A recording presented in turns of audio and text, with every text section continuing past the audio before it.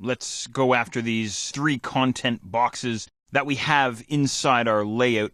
So, of course, back inside the external style sheet, styles.css, into the low-resolution media query, I'm going to go and find my content box class rule. And the first order of business here is to change this guy's border color.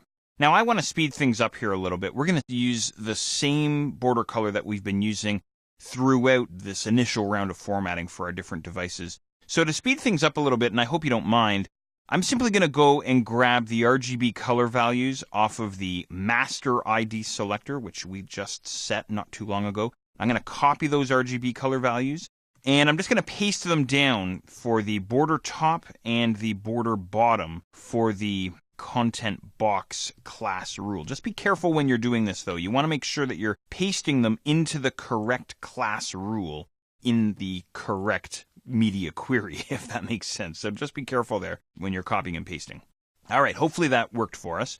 And let's see, the other thing that I'm going to do, once again, is I'm going to go and create a compound rule to control the paragraphs inside my content boxes.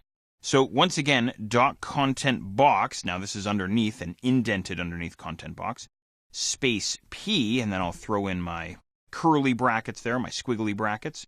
And let's see, well, I'm going to get the easy stuff out of the way first here. We're going to do font-family, there we are, and Verdana.